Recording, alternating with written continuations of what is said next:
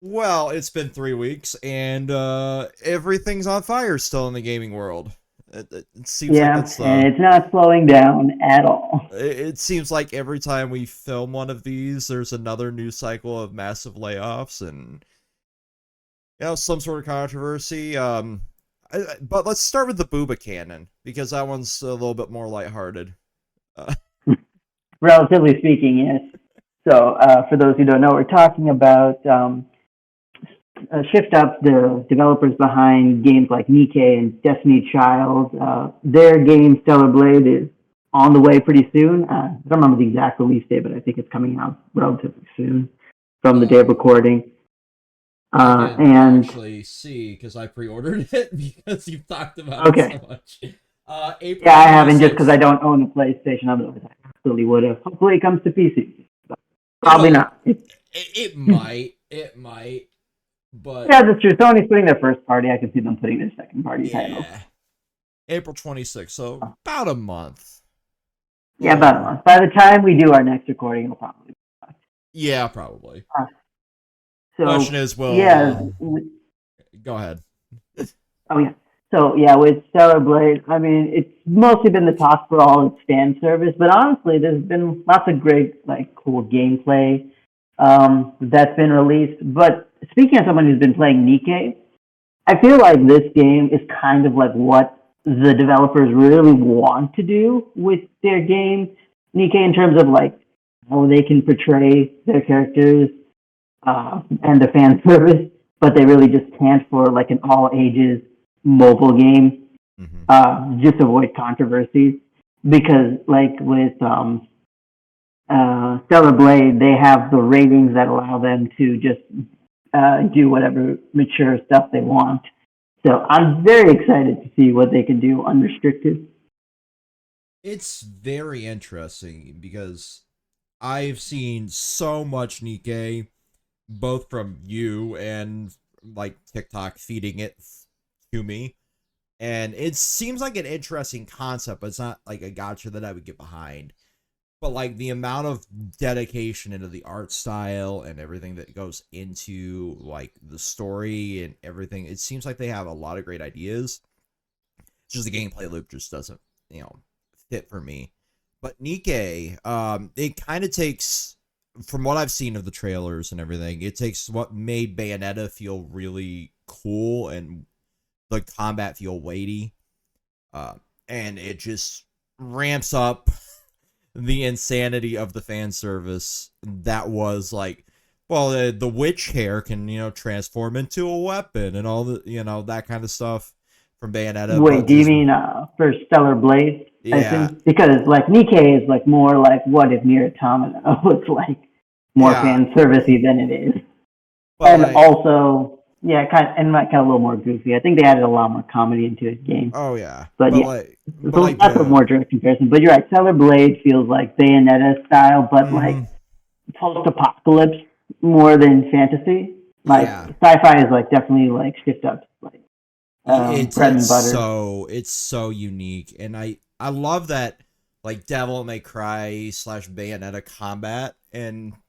that you know super like bouncy all over the place kind of you have uncontrolled or unrestricted access to like doing crazy stunts kind of combat.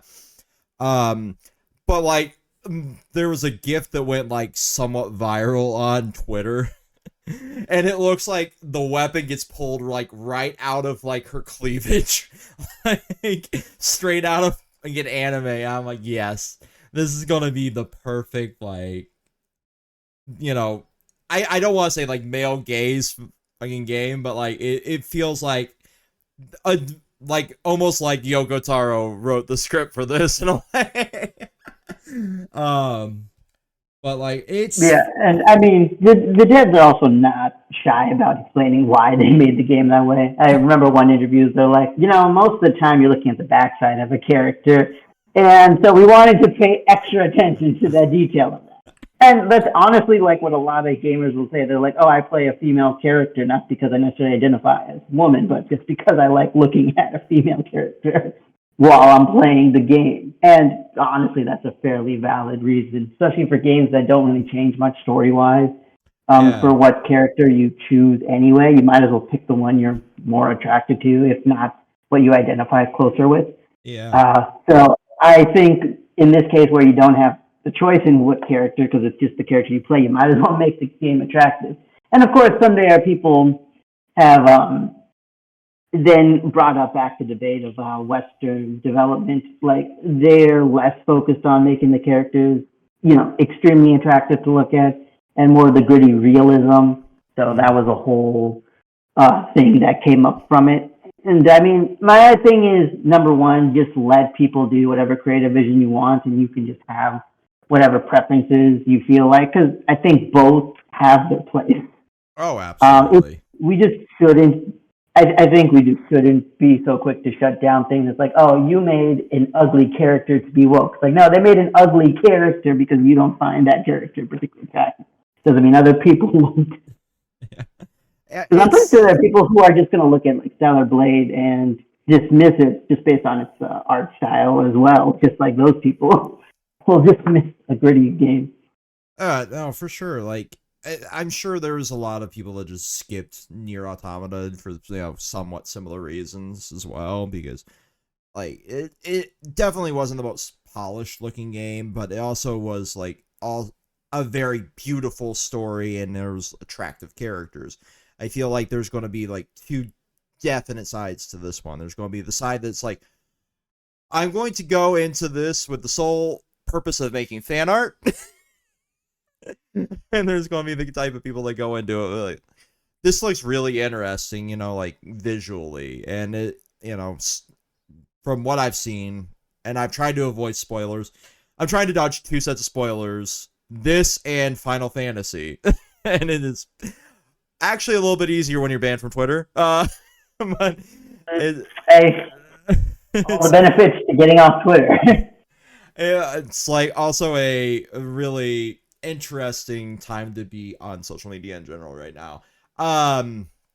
Because I've just been harvesting topics for this, but also like trying to dodge the spoilers for like the little bits of this that have come out. Because I guess there are people playing it right now, like an early build of it, and I don't know how I ended up on that side of Twitter, but even if I'm Yeah, I in like don't know either. even if I'm only in like view only mode while they give me my naughty corner over there for saying the word cis, and was why I was banned from Twitter. They actually made that a slur, which baffles my mind. Yeah, I mean, it's literally just a term in and of itself. It's not ever meant to be derogatory. Yeah. But that was the tweet But they sent back to me to like, hey, you're banned for 7 days because you said cis. I'm like, excuse me. I mean, just think about the kinds of things people say on that site, and like, yeah, no, we've definitely kept people. Exactly. But anyway, that was I ended up on there. I saw like bits and pieces of it. I'm like, huh. There's some interesting concepts being portrayed through this. I'm very much looking forward to playing it in a month. The thing that does concern me with it, and I'm sure you can kind of agree, is like you touched on a little bit of it, is the brought back like the like early 2010s talks of like game development, and we had cycled so far into like almost overcorrecting it in a way, because now there's definitely like I hate using the term like diversity inclusion, but it definitely does feel like we've kind of moved into like we have to hit every checkbox to make the game feel right, because we had so much controversy in the early 2000s. I feel like this might take it a step back, but I kind of think that it's a needed step back in making games that we want to make instead of for the sheer profit of the investors and the CEOs, and going back to making fun games for the sake of fun games. So it could damage the already crumbling gaming industry, or it could push push back into like, well, now I can get back into gaming because this looks fun for the sake of being fun. I don't know. So, I mean, interesting enough, like, there was this quick video I was watching yesterday because it came on my feed or my subscription box about someone talking about a Disney Channel movie I don't remember seeing. Apparently, it was about like 9/11. It's called like Tiger Cruise. And I won't go all into it because there were some interesting and some issues of patriotism. I was like, I'm not sure how I feel about some of this looking back. But I will say that one thing I found interesting is they talked about how Disney Channel, like at least back in the day, and probably so now, I don't watch it anymore, so I don't know, had like this interesting way of kind of like including diversity where they just kind of like mix and match traits and genders in order to like have a diverse cast as possible, but it felt like fill in the blank, and I thought that's kind of a funny joke. But I also thought, you know what, that probably is how we try to get games diverse instead of trying to think about like a concept where it would fit naturally. We just sort of incorporate it. And I think I'm of like two opinions on this. Like on one hand, if you wanted to include things like realistically, where you have like a story that takes place in a world, you can, of course, always just have a world where, you know, there's naturally a large amount of diversity. Fantasy is great for that because you have like, a bunch of different species and races, and no one really blinks an eye at them.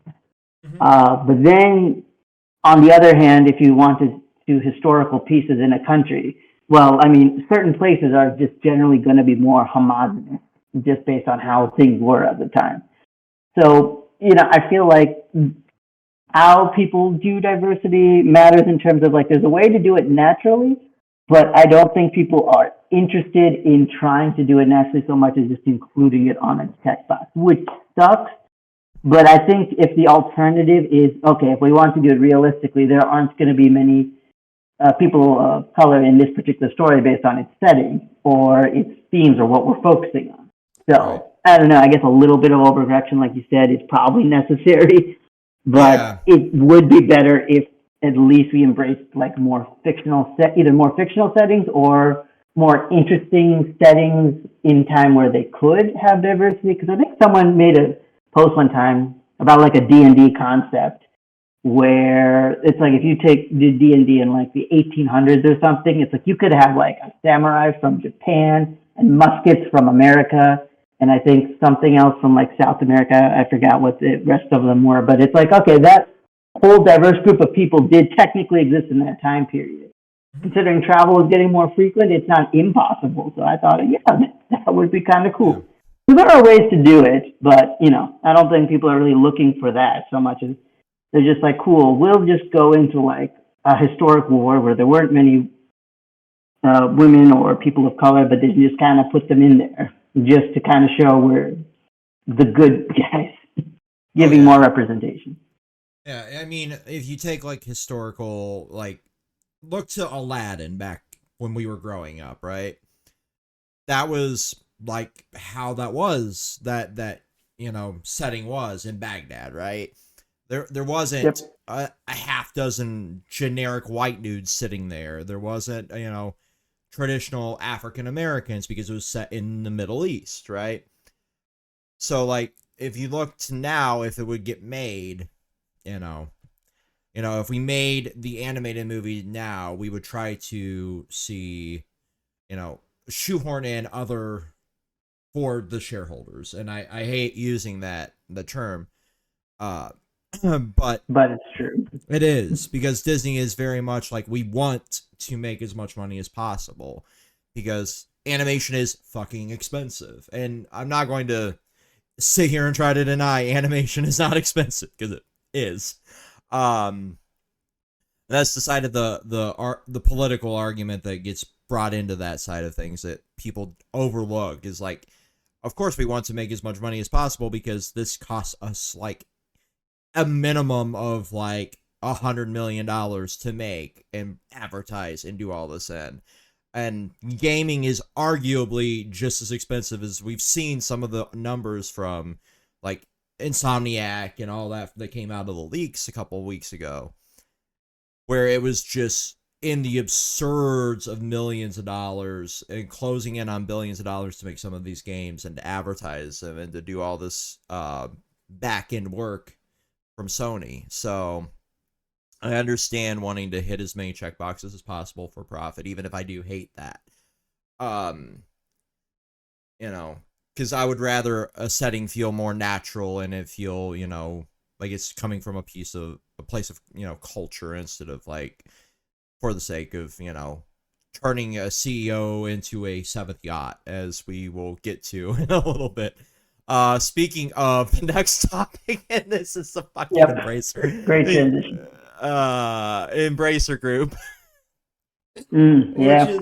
So for those who don't know what Embracer is, they're just like this huge conglomerate who a couple years ago bought out so many studios, most infamously, I'll say, a bunch of studios from Square Enix that had IPs like Tomb Raider and I think Just Cause, Deus Ex. And so, like, Square lost a bunch of money for the sake of, hey, we think this NFT thing is going to be great. Did not age well at all.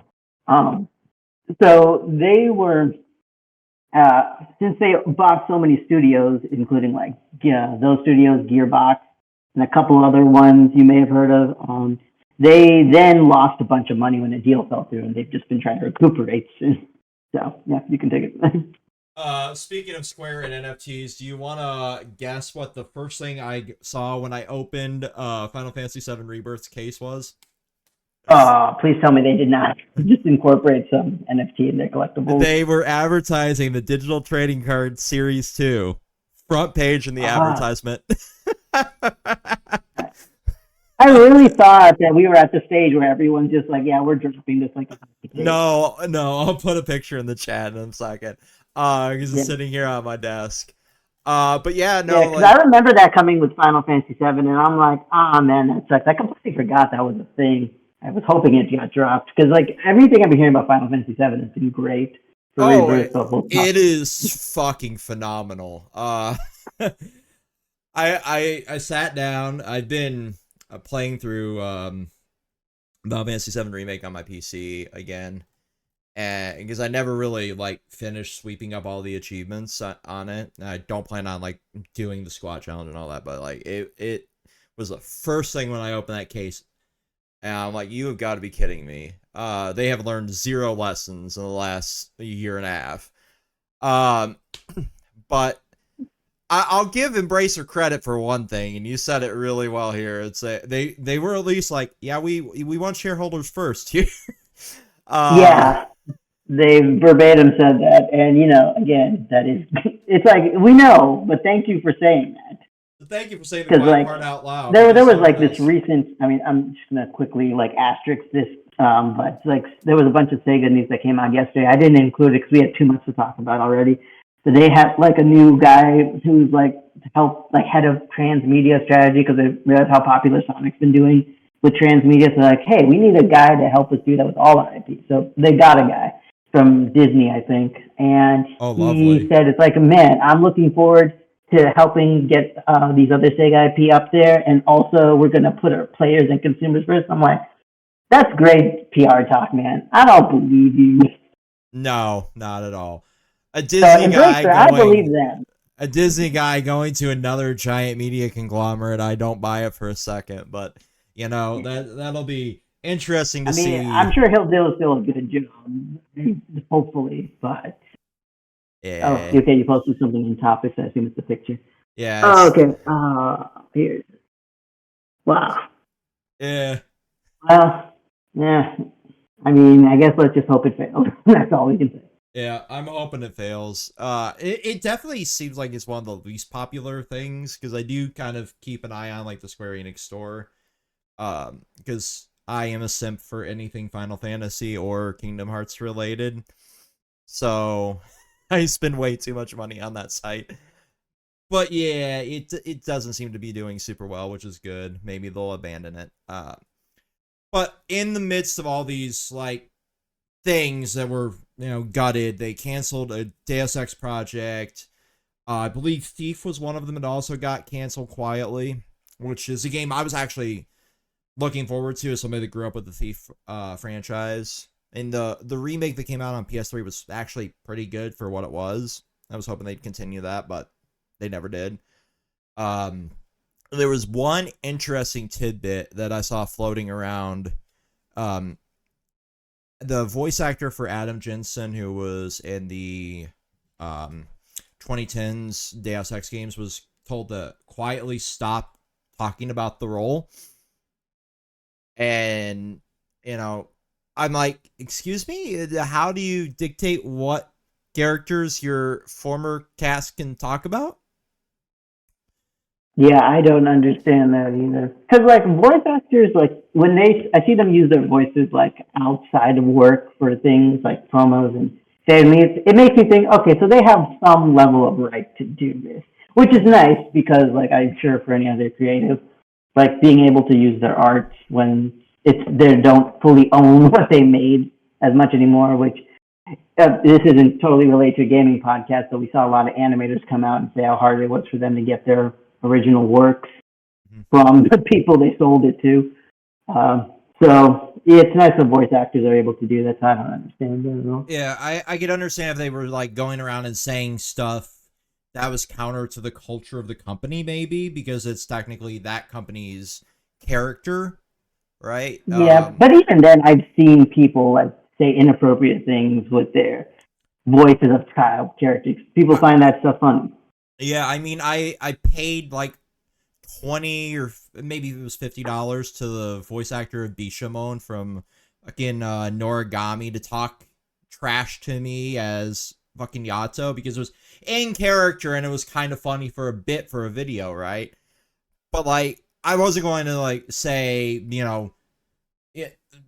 some out of pocket thing as Bishamon because like I'm going to respect the fact that this is also somebody else's property technically. This character belongs to the studio, right? I'm just like, talk to me as you would talk to Yato for this video. And it's, I had the voice actor from Nora from Ruby boop me with a little mini hammer, one of our Reds of my mutual friends made, right? Like, but I've seen people like Charles Martinet, who voiced Mario for decades, say like, there are certain phrases I can't say as Mario, right? And I'm like, that makes sense. You're not gonna have Mario say 9/11 was an inside job or something, right?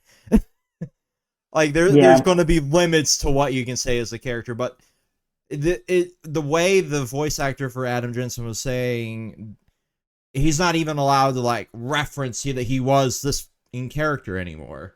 And I'm like, that is absolutely out of pocket. This is part of your voice actor reel. This is part of like your history as an artist, and they're just kind of seemingly erasing it like Warner Brothers is doing to a lot of movies, right? That's the vibe I was getting from it. I don't know how much of it is like speculation and how much of it is actually like they actively said you are not allowed to reference this character anymore. Please stop talking about it. But that was like the biggest thing for me. It does seem like the Tomb Raider reboot is still in development, so that's coming out of Amazon Studios, which has like a checkered history with games. So that's good for, fans of that franchise. We just had the remaster of the first 3 games drop that were coming out of there. I'm looking forward to all that because, like, I personally think that some of the older ones didn't age super well, so I'm interested to see how like the remakes handle it. I said someone didn't really grow up with them. I got in through the reboot series that came out 10 years ago, which we would say. But that's how I got into Tomb Raider, and I played some of the older games, and they weren't ads for me. But I'm interested in how the remakes handle it. And I'm glad Tomb Raider is still going strong. I mean, I was expecting the IP to be doing more than it is right now because there was like a whole movie sequel planned from the last movie they made. But I also understand why they haven't. Because one, the world went into a crisis mode, and then 2, Square Enix happened. Yeah, as somebody that's been watching, like, because I didn't want to pay $30 for the remakes on Steam, and I know it'll be on sale probably in the summer, and I already have enough games to play. It seems like there are people that are. Do you remember the yellow paint debacle that was going Oh around on yeah, Twitter. I saw like more controversy with the yellow paint thing. Arlo made a video about it. Uh, I mean, I guess we could talk about that if you want. I didn't think that I was a was going to topic. reference it in the fact that there was somebody that's like, do you know how many times I passed over this key because of lighting on there? And then a UX dev decided to be really petty after all the people were dunking on him for saying like players are stupid.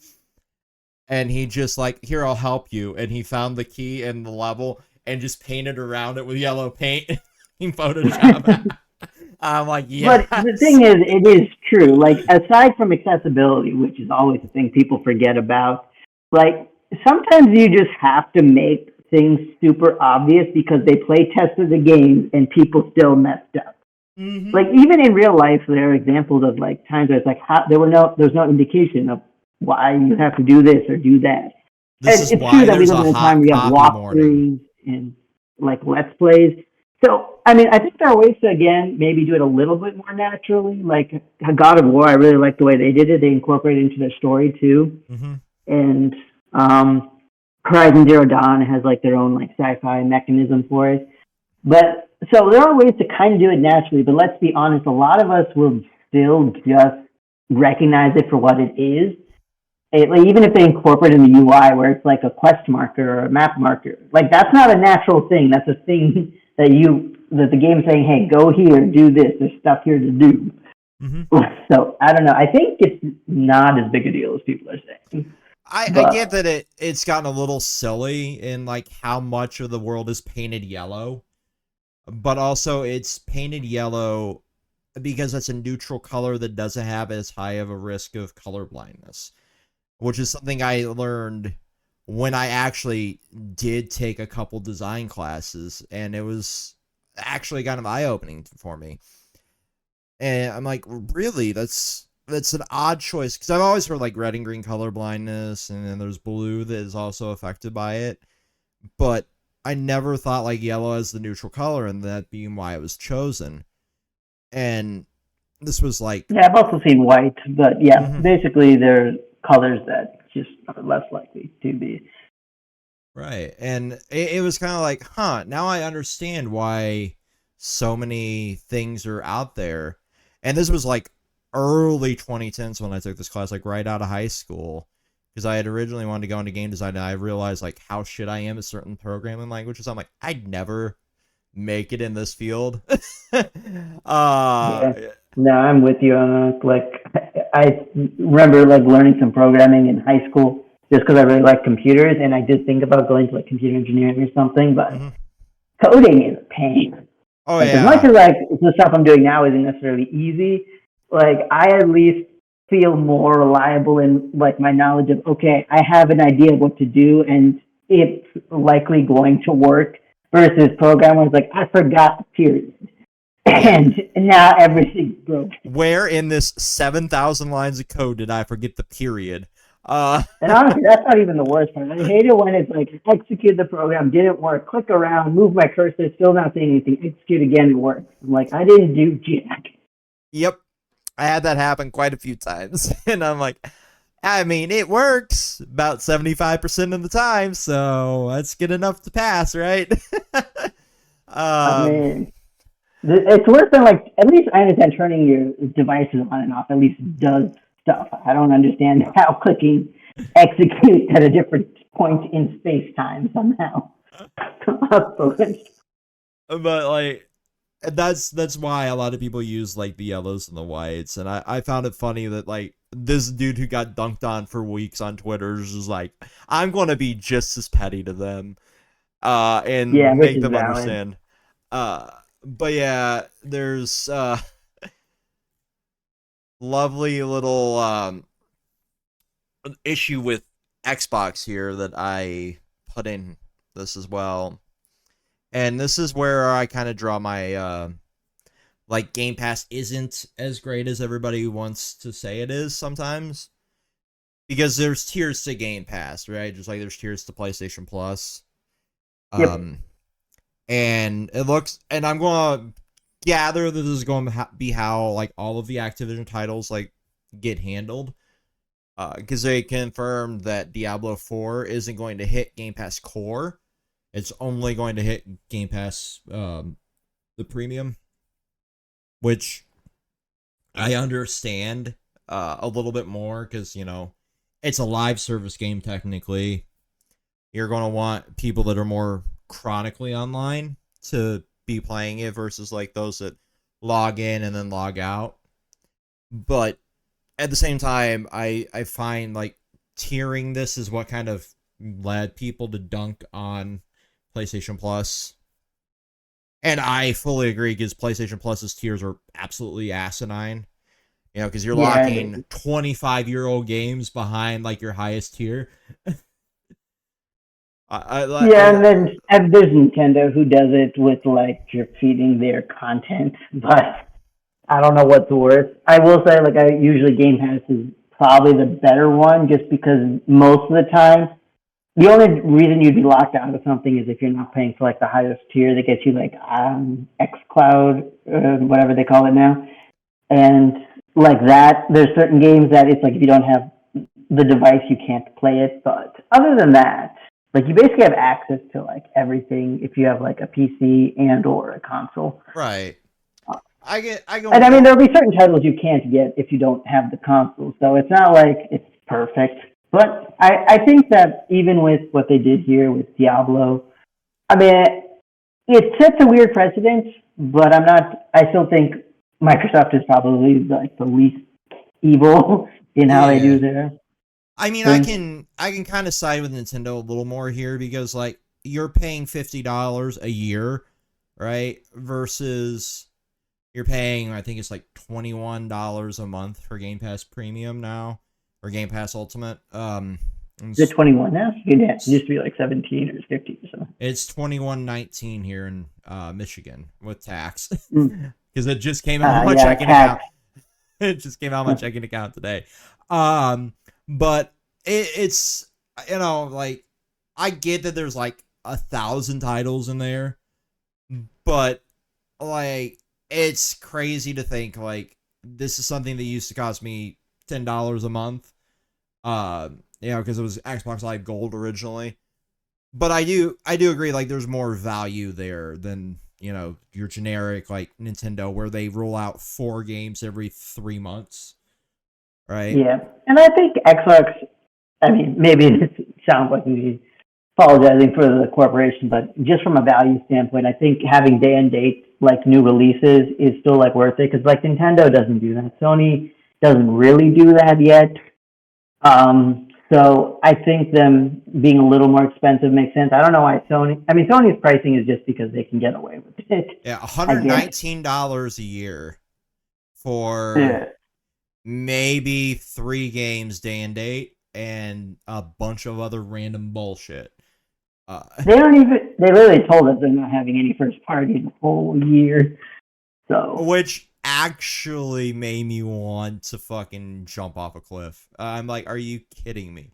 I just secured the PS5 like this time last year, after it's the first time in I think 4 console generations I wasn't able to get a system like day of launch that I wanted. It was very hard this generation. I sat with 4 different browsers open on 4 different sites trying to get one. And for weeks on end during COVID. Because, I mean, what the fuck else was I going to do, right? And now I'm, like, locked out of any first-party titles for a year. And the life cycle of this system's apparently, like, almost over. Like, that's kind of crazy. I guess we can talk about that, too. That's kind of why I was going in that direction. Makes sense, because we saw, after the FTC, Microsoft stuff, a bunch of leaks that say Microsoft is obviously working on their next generation. But apparently that next generation is likely closer than we think, like only like a couple years away, which, I mean, I'm not saying that we obviously have some first party coming out with Microsoft that they announced earlier this year, but still not honestly that much. Now, based on like a recent interview they had, which we'll probably talk about afterwards, they will likely announce more stuff in summer that wasn't ready to be discussed. I don't know how that works, but sure. But then with Sony especially, it feels like they themselves coming out saying we're late in the cycle Yeah. is kind of disheartening because like for 2 years it was just hard to get your hands on devices. Dex just said. So the console generation feels like it just started. Like last year when we were talking about gaming, it was like one of the best years in terms of like for us as gamers playing games. So I felt like the generation had finally got its kickstart, and now it's like, well, we're halfway or more so than that done. Yeah. So by this time next year, we could already be having, well, I say leaks, but we already have leaks, but I guess like a more solid idea of what the next generation looks like, and that's weird to think about. Yeah, there's something fishy going on here, and it's greed is what it really boils down to, because these companies have taken a massive loss. And it's not just me that's had like this issue. I know Red was able to get his hands on the PS5 like a few weeks before I was, maybe a month. My best friend got hers like 2 weeks after me, and like the fact that there is this nice little, well, we kind of called it from, fans and everybody, in the like distancing from physical media, and that being a way for them to cut more costs for the next generation. And the fact that there's literally patents have come out from Microsoft like, hey, this is a digital future, right? And the whole leaks. And now like Sony, seeing the success of the PlayStation Portal, their little pseudo handheld, they're seeing like there's a drive for not having to have that as well because convenience. So I figure that the reason they're distancing themselves from this generation is to just cut costs on the manufacturing, not having the bundle in a drive, unless because they saw like the success of like the slap-on drive for the PS5 Slim, as well. So like there's just something about like the amount of greed we're seeing out of the game industry that's probably going to cause another crash that I'm kind of in a way looking forward to, as dark as that phrasing is, because We're just the generation that are just asking for crashes in like the housing market and like every other market that's just making it hard to do anything. I mean, you're right. Like me scooping up a house, would be a nice thing that would come out of the housing market crash. But yes, but like with gaming, like the thing people are saying is that we're already kind of witnessing that, which I think, I guess speaking to that, I will say I don't think, because like there was of course a huge market crash like before we were even born, or like I think right before we were born, where like the gaming industry looked like it was dead. And I think any crash that's happening now isn't going to be that bad, just because the industry is way bigger than it used to be, and also because like we're looking at it from the perspective of like these major studios that are losing a bunch of employees, which isn't good. But there's also like so many smaller studios and some studios that are gaining their independence, which is another topic we'll be discussing. Yeah. And of course, like there's the mobile industry, which is doing crazy good, for better or worse.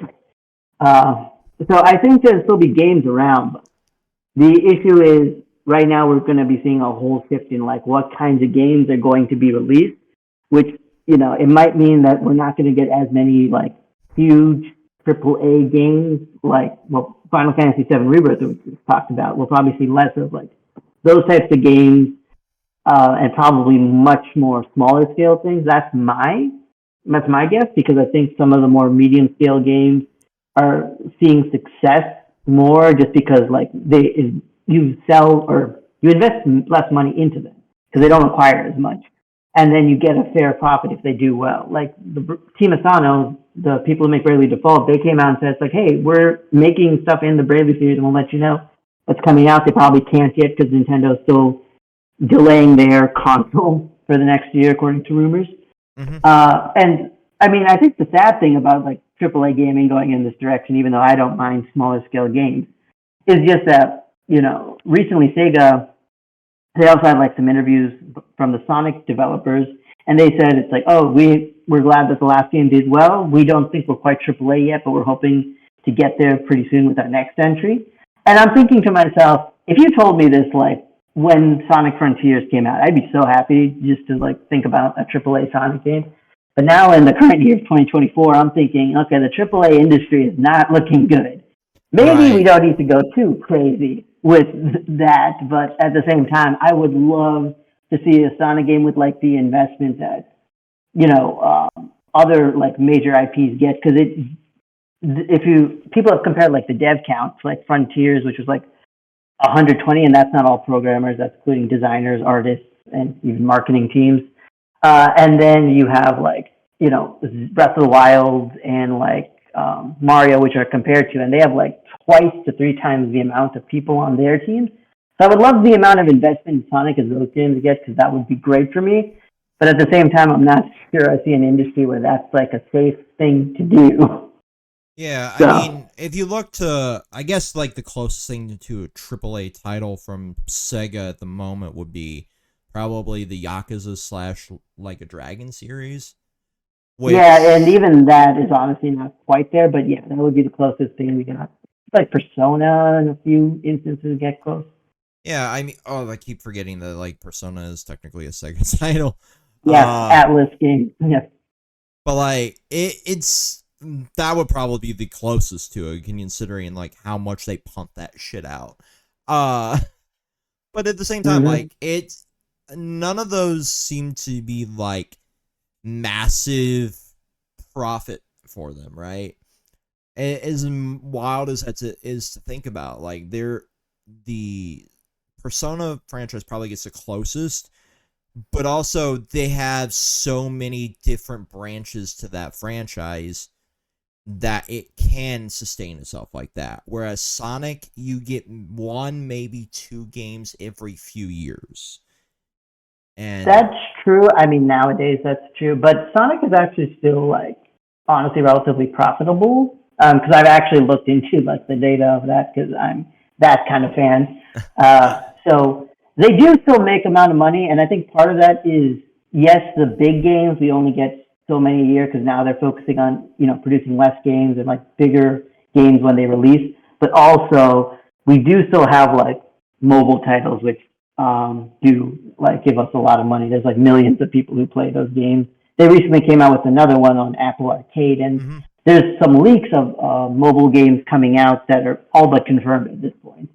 So the truth is that like Sonic still makes a lot of money through other means besides the game. So that's why they have the transmedia guy come in, because they're like, okay, this is working out great Yeah, for Sonic. Let's do this with everything else. And yeah, I think that might be another direction for the future of games, where it's like, okay, the games themselves can't hold up with the crazy budgets we put in, but if we invest in the IPs to make like really good movies and like maybe TV shows, because we're getting like so many TV shows coming out this year, like with Fallout, for example. I think you wanted to talk about Fallout.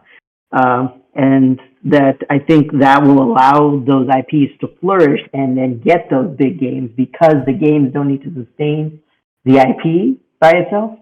well, I mean, there's another side of that there, because you have the Devil May Cry anime, the Tomb Raider anime. We recently had Captain Laserhawk.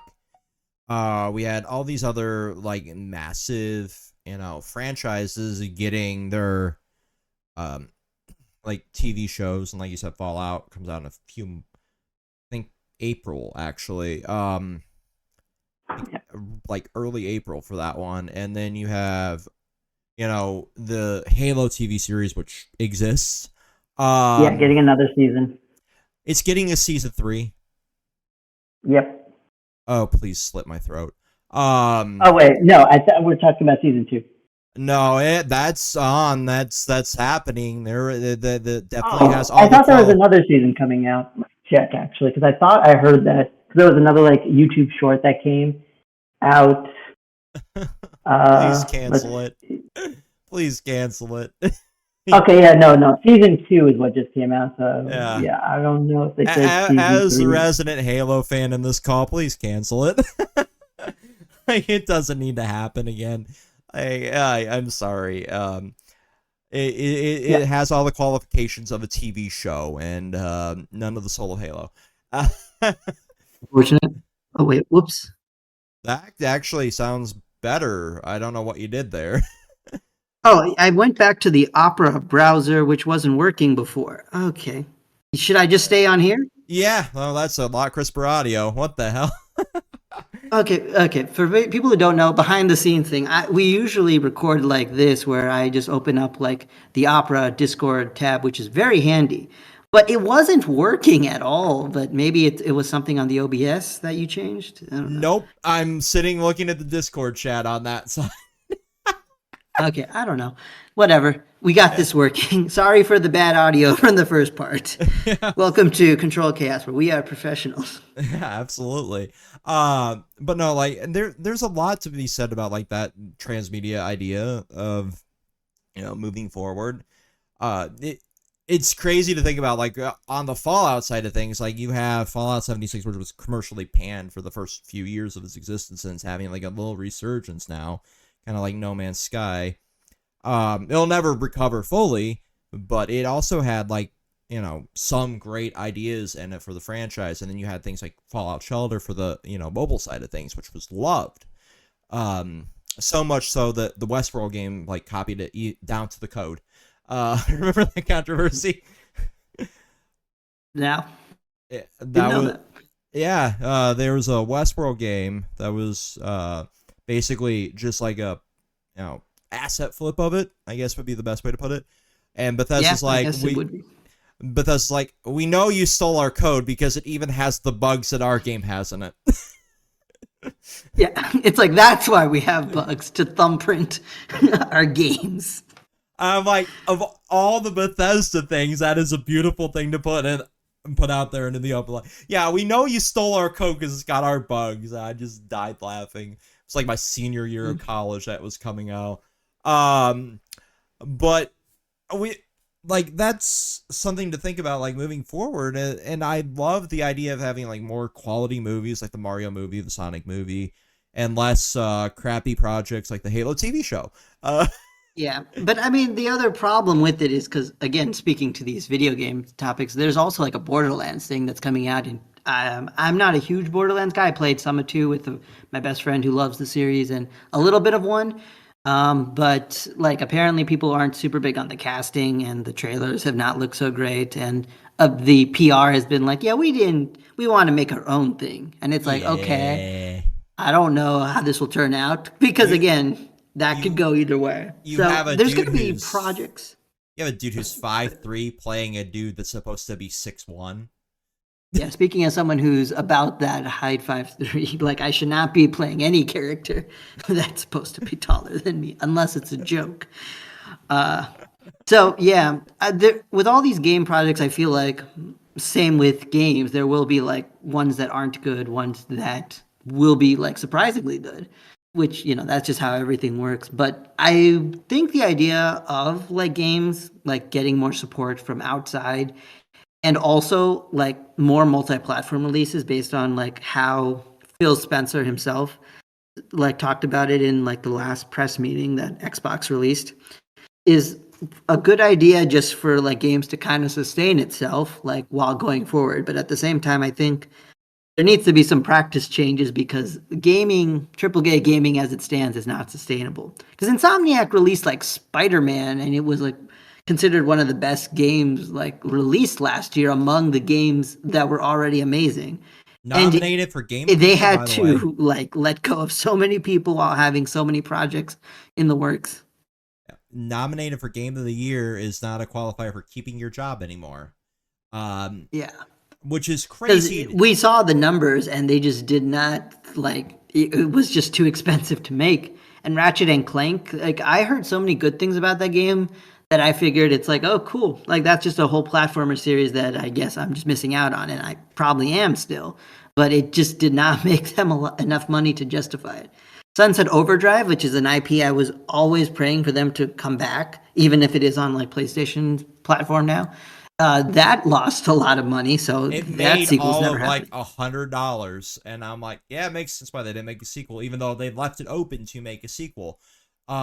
I just finished the Ratchet and Clank game like 2-3 weeks ago, and it was a phenomenal game. Even though I'm not a big platform person, I've always loved the Ratchet and Clank and Jack and Daxter games, and Sly Cooper. But like, I understand if they don't make another Ratchet and Clank. They, I believe, said they were going to.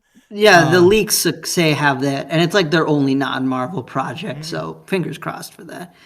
But also for Ratchet and Clank, like specifically, speaking as someone who is like a platformer guy, the only real like non-Nintendo platformer, because Nintendo of course has like all the iconic platformers, the only real non-Nintendo platformer that's like considered a big competitor right now is Sonic, and that's not because even though I love Sonic like a lot, Sonic is not like considered like the pinnacle of gaming at the same time.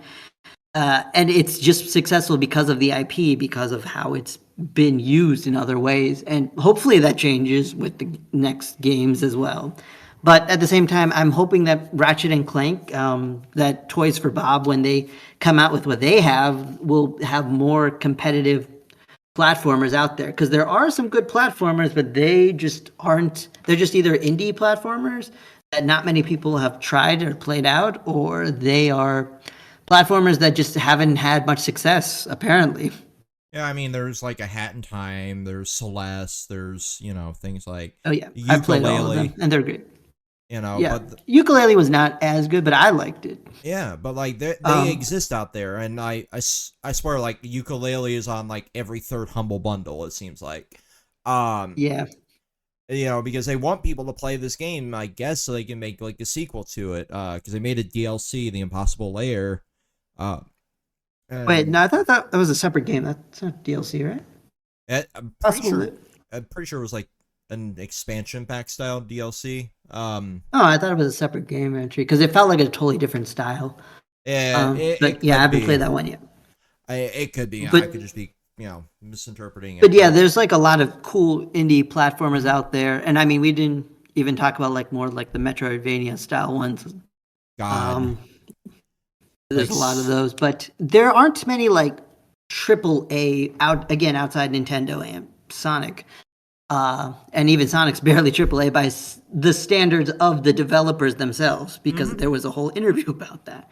So the fact that they're trying to do it is great, because I want more platformers that are high grade as a platformer fan, and because I love the genre, and I'm hoping Ratchet and Clank could do it. And again, we'll talk about Toys for Bob, I guess now, Yeah. because I they're another mean, good. there's it was one of the studios that were seeming to be affected by the redundancy shrinking for the Activision slash Microsoft merger, right? Yeah, all It- mergers will have that. And I mean, we kind of expected it, but the amount of layoffs they've had, I think, are also just systemic from the what's ever happening in the game industry now. Again, according to Phil Spencer, just because the industry hasn't expanded enough, which I mean, I I don't know don't what that means. I don't buy that phrasing one fucking bit, by the way, considering like the gaming industry had its biggest growth ever during COVID because everybody was at home. Yeah, that's what I also don't get, because more people are playing games in general, and not just like the mobile style games that people were already playing. Like more Right, people are getting into like Animal Crossing. I saw so many people getting into Danganronpa like decades after that game came out. right. And like, I understand that, like, we're seeing like nationwide, correction for the amount of growth that we saw during COVID, which I expected, even from having like no brain power in the business world past being a supervisor. There's, it was expected, right? That there would be some shrinkage afterwards, but I never expected to this degree in every field. Like, I know there are people that have been trying for a year plus now to get a job. Um, Yeah. And uh, even like some of the more higher paying jobs, like I think my parents both had like recent job shifts. Granted, that was also just due to some other circumstances rather than the pandemic, but considering their career fields, like they were still like, okay, we had to find something new, and they were able to do it relatively quickly, thankfully. But Yeah. yeah, every industry has been more or less affected. Yeah, like this is my job slow period. Like I've had 3 weeks of just being able to sit on my ass at home, which has been nice because I've got to sit and play video games and do everything. But also like I've never seen a slow period this long in my field, and it's crazy. Um, so I'm hoping like now that taxes are coming back, it's like well now you can go back to work, um, and not sustain off the same amount of my bank account for another couple weeks because yeah that's not fun. But like there's so much craziness in that like we haven't seen growth in the gaming industry when like peak COVID I was shipping out like pallets full of fucking Switches and PS5s and Xboxes, and it like there's no way that there was no growth in the gaming industry. And we've seen like the numbers for it, like Animal Crossing had like the best timing to be released back during that because it was a cozy game while everybody was sitting at home not knowing what the state of the world would be in a few weeks, and how we're still seeing like the ramifications of that years later. But to think that like we had this much of a correction needed in the industry, I'm putting needed in parentheses there in quotes, but it's crazy to see this year alone. I think the tally was at like 15,000, so like 6,000 when we recorded the last one, and I was like at 15,000. That number could have changed since we started recording this too. Jobs lost, and I was seeing like there are people that had left one studio, went on to work for another project that also got shuttered, and then shifted to a third position, and it also got shut down for redundancy. And it's insane. Like specifically, like a couple of the devs that went to work on Respawn's like Star Wars game. They're like, yeah, I left one studio, went to another, and then came to Respawn like shortly after that, and now I'm also being told that that is no longer a thing. And then those people aren't losing their jobs; they're just not working on IP, like outside IP. I guess is what Respawn's being told. Like EA is not going to be focusing on like external IP; they're going to be focusing on like internal. But that they were hired specifically for this project, right? I think you lost your audio again, man. Oh, Oh, did I? there you go. You're back in. Oh, okay, that was weird. But Yeah, I was yeah, still hearing you the whole time, so I didn't know. but like the fucking like that baffled me, right? Like 3 job shifts in the span of a year. Is crazy to think about. Like I job hopped before I landed where I'm at, but like it was never for like, yeah, we're just closing you down kind of thing, right? Like that's insane to think about. I could not imagine as a kid who wanted to work in games now having the same thought process because there's no stability in it. Yep. So let's see. I think we've been talking for a little while now. What other topics did we have? Because I know we had quite a few. There is, holy shit. Let me scroll down for a minute here. I had to sort through like the 85 million, like, hey, this studio's having closures and this. Yeah, I mean that was most of it, but at this point, it's just like a systemic issue that we just kind of have to hope gets resolved. Yeah.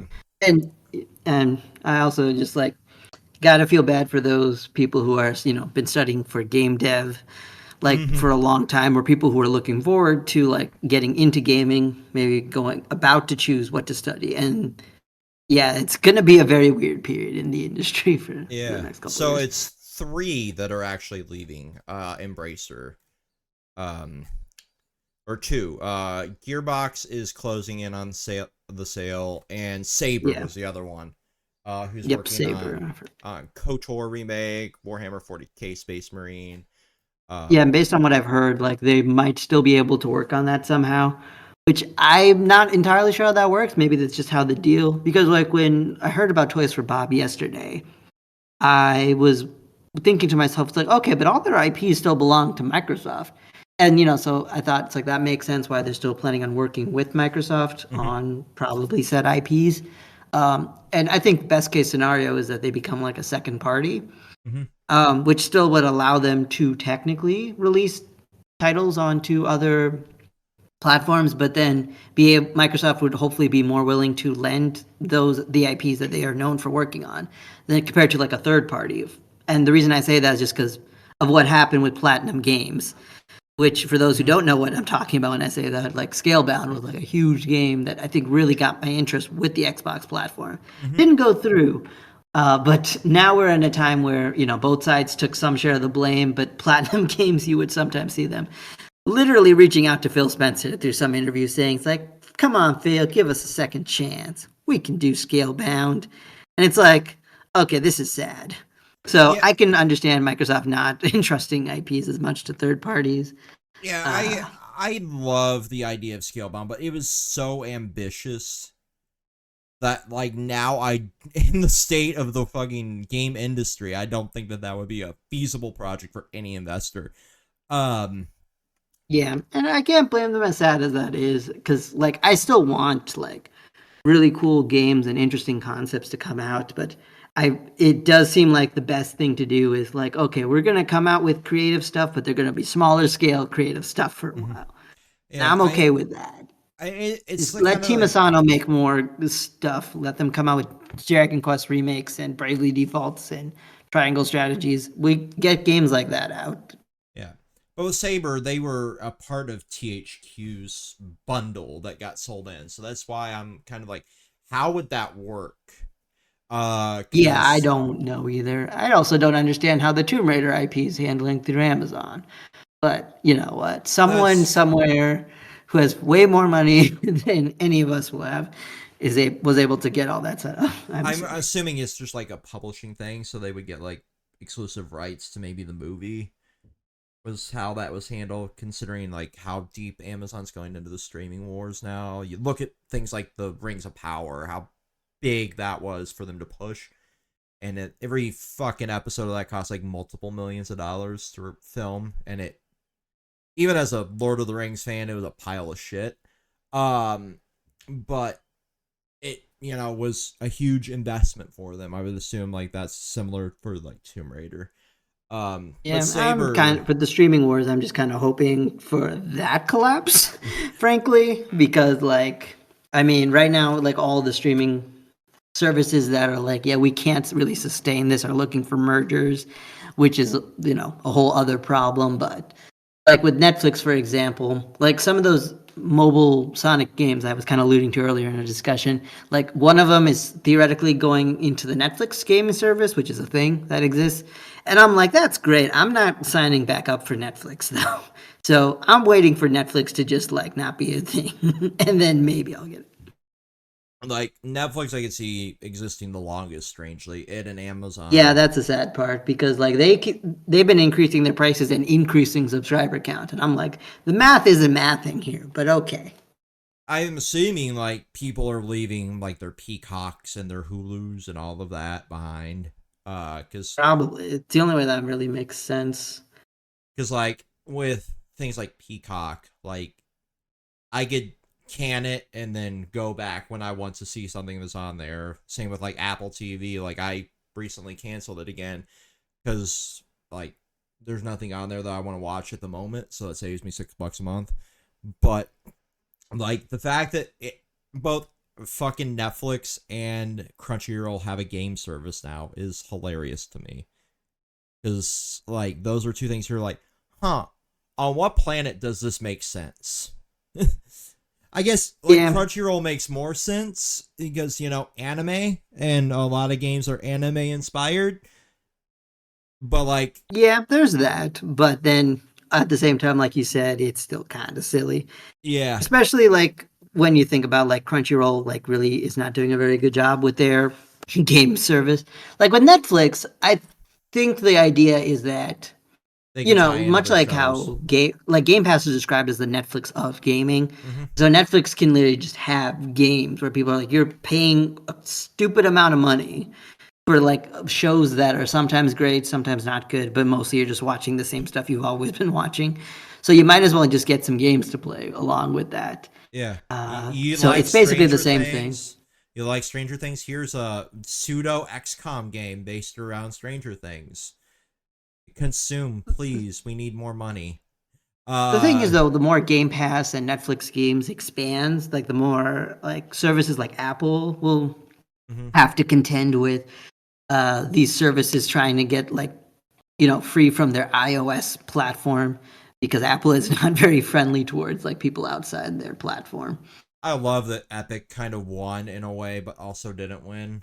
Because now, thanks to like side loading, and laws in the EU, they have to allow other systems and stores to be allowed in on like EU Yeah, iPhones. but they also still I've looked into it. They have like the craziest amount of criteria in order to be still Hmm. allowed Hmm. as a side loader.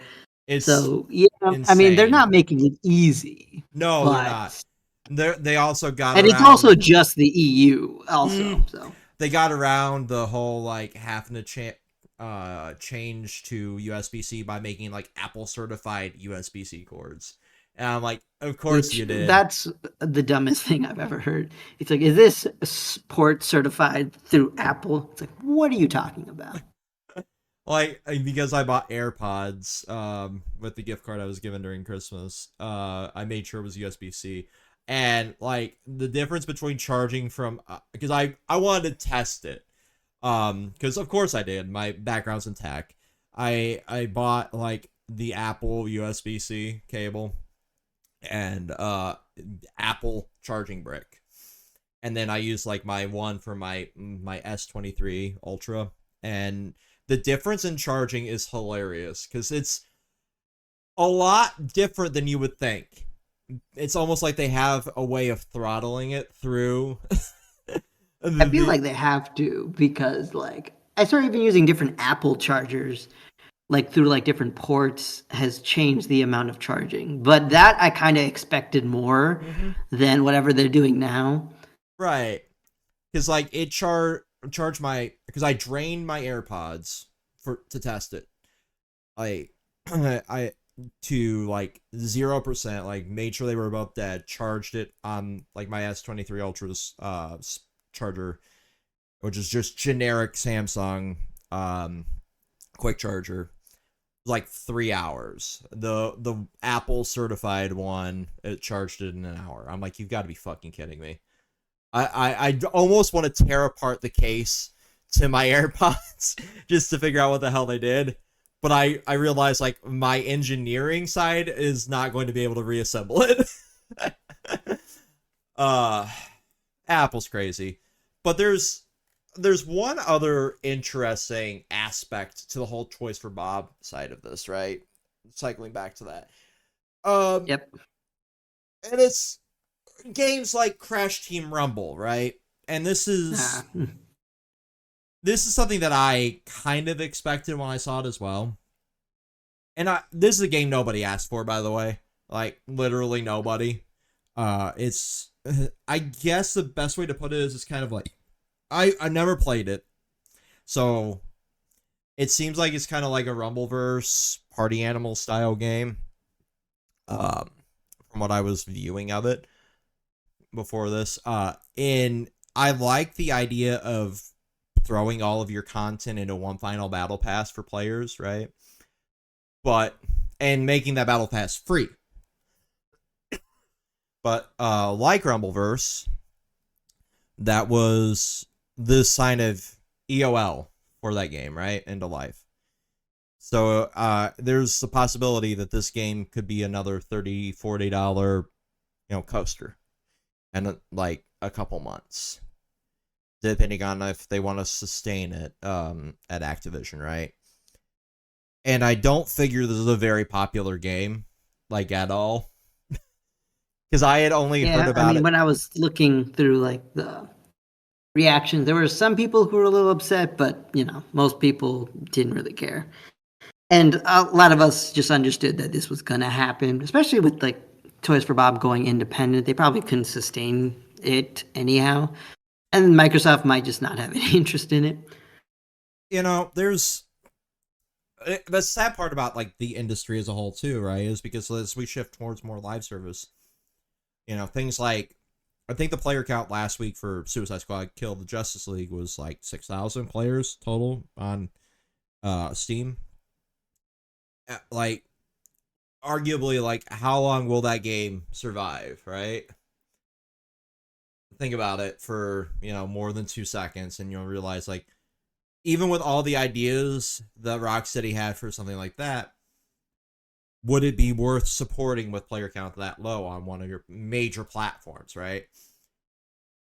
Like, Gotham Knights had more players than Suicide Squad did. A game that came out 3-4 years ago. And it's not full live service. It has live service aspects to it, but it's not full live service. It's not constantly online. But Suicide Squad is like fully online. You have to have like connection. You have all the like microtransactions, all that shit bundled into it. Would if that studio gets affected, would they keep that game up? That's kind of where this came from. Like, feasibly and financially speaking, I wouldn't picture Crash Team Rumble being around this time next year, which is sad because it's like marketed towards kids. It's another loss, and it'll become technically lost media, and that's something I always hate to see. But I also understand, like, this is a game nobody fucking asked for to begin with. It's like when they put out the I think it was like Crash Team Racing remake 2-3 years ago. Everybody was bitching because there was a bunch of microtransactions in it. And I'm like, at least they rolled that back. Kind of like the Chocobo Racing for Square Enix. They rolled back their, like, Chocobo GPX or something like that. Yeah, they rolled all their stuff back. And it also, I think, shut down fully. I'm not entirely sure on that one. It's been so long. But there's a lot of, like, all of the, like, craziness in there to think about, moving forward in the game industry. And I just saw that, because it didn't load the image for your last one, the 505 giving Remedy like access to the control. Yeah, for some reason, whenever I post links into our thread, it's just like, nope, Party Jams doesn't get expanded links. That's why I always put a description at the bottom, just so I remember what it's about. But yeah, the 505 thing. Yeah. When I saw like Control, like Remedy getting all of Control, I'm like, hey, that's pretty cool. I mean, I'm glad they kept like full control of the IP, but I also was like, where did that come from? And then we find out, like, I think just like at the end of the day yesterday or this morning, that because 505 Games is just closing down so many of their offices. So it's like, oh, okay, they just can't, and they just needed to recuperate some cash. Okay. So, I mean, it's sad for 505 Games, but also it's like good for Remedy. Mm-hmm. Just saw this one. Because like I thought Control had like a good amount of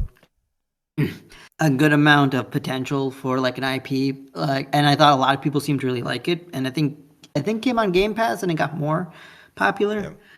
After it got an Ultimate Edition. It had a little bit of blowback because they were charging for like the upgrade, and then they rolled that back, kind of like Horizon did. But also they kind of didn't roll it back fully. I think they still charge like after a certain date, like Horizon. And I kind of understand it because it was like a year or so after the PS5 came out.